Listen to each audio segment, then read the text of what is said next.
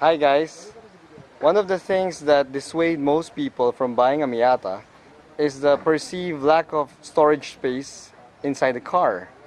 Well, I have to admit it is a small car, and managing your own stuff inside the car requires some form of careful planning that you need to do and to maximize the space.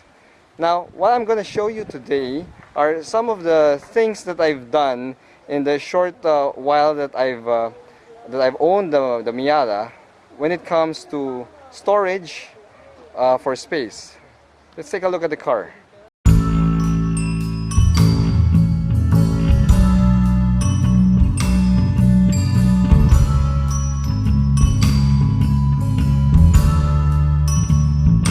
Okay, so as you can see, it's everyone knows it's a two-seater convertible, and being a two-seater convertible, you'd expect that there's going to be some serious lack of space, but it's even more so with the Miata.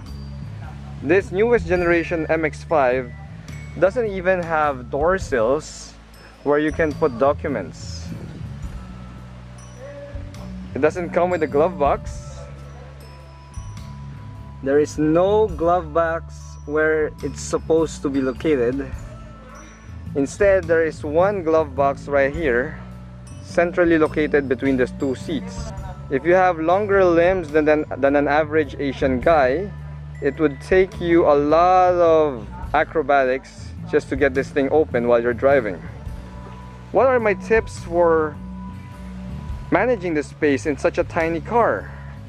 Well, let's take a look. One of the essential things that I've learned is that whenever I drive the Miata, I need to have a man bag with me. Here I have my man bag, which pretty much keeps all of my stuff that would otherwise be in the car. I got my wallet, I got my cards, my cell phone, everything is in here. So it's crucial to have a man bag, which will help you manage your storage space in the cabin even more.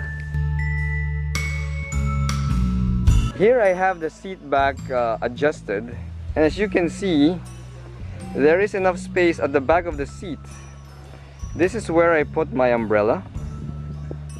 I have a small folding umbrella just to make sure that it would fit, and it has a cubby here, which I opened, and as you can see, there's still nothing inside. This is normally where I keep my manual, registration papers, and warranty booklet, so that it will not impede on my limited cargo space at the trunk. Here we have the passenger seat, and in the passenger seat there's another little cubby where you can put some stuff in. Of course, it's a bit of a hassle to get to these things, and you can't get to these things while you're inside the car, but it does provide good space in this small soft top ND. I have to say soft top ND because in the RF, the space for these two cubbies, if I'm not mistaken, were deleted. So I think that's to give way to the folding roof mechanism of the RF. One of the first things I do when I get inside the car is I take my bag and put it on the passenger seat, right there. Now, that's only if I'm driving alone, of course, but if I have a passenger, my man bag stays here beside me near the door. It's a bit of a pinch, and it only probably works for someone who's built like me. I mean, I'm 5'6", I have a slim build, so it's not too much of an issue for me to put my bag here and just keep it on hand all the time. It's also a good safety feature because even if I'm driving top down with the windows down, my bag being safely here tucked away, there's no way somebody could just reach in and grab my bag. One of the first things that I also do is I take out my cell phone and I put the cell phone on the cup holder that's located towards the passenger side leg, just like this. It's my cell phone, and I normally put it here. There. See? So my cell phone connects to the infotainment system where I run my playlists, and I could even while I'm driving, I could already check who's calling me aside from what's on the screen on this thing. Now I've decided that this is the best place for me to put my phone, because the normal areas, like for example this space here, if I put it here, when I'm driving fast, there's a tendency for this phone to slide out. See, and if it slides out, it could get in the way of my gear shifter, which, you know, could spell some problems for me. Other people put their cell phones here, on this small cubby here, but as you can see, it's already occupied by my sunglass shades. This is where I put my shades, some coins, and my toll pass tags are right here. See, I could also put the phone here, but then I won't have quick access if I need to call somebody or if I need to read a text. So for me, the best place to put the phone for me is here, right there. That's the second tip that I normally do. Anyway, I don't really drink coffee or any drinks while I'm driving the Miata, because of course I want to focus on the drive. Now I'd like to share with you one last trick that I did with my Miata that helps me, you know, when it comes to charging duties for my smartphone.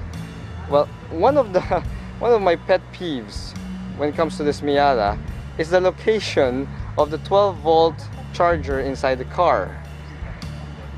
That thing is located way down. Let's go. It's located way down there. Oh man, see, I had to bend in and show it to you. It's located tucked away in the left passenger footwell. Okay, it's really way down there, so it's very difficult for me to charge my cell phone while on the go. Forget about using the USB right here to charge your cell phone, because the current that these things run are so slow. So what did I do? Here's what I did, guys. I got you know, this generic, let me just pull it out. Okay, I got this generic extension cord that connects to the 12 volts charger, and it has two USB outlets right there. And what I did, I got a piece of Velcro, and using the Velcro, I got the, you know, the thorny side. I stuck it here. I stuck it here, and just stick it to the carpet on the transmission well, just under the cup holder.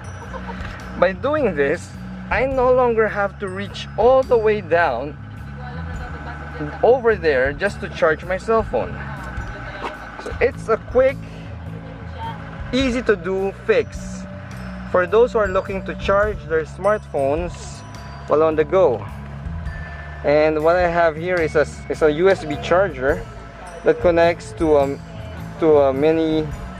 USB-C and an Apple charger and one of the older mini HDMI chargers, I think.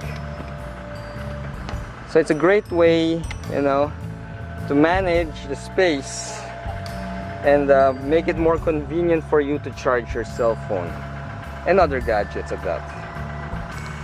So there you have it, guys. Those are some of my my tips and tricks on how to manage the cabin storage space for all my stuff used in my Miata. It's a small car, but surprisingly, for such a small car, I was able to manage a pretty good amount of stuff inside the space. Anyway, that's all for today, guys. Please hit that like button if you like what you watched, and if you like to see more of my Scarlet Miata videos, please subscribe to my channel, and hope to see you guys soon. Bye.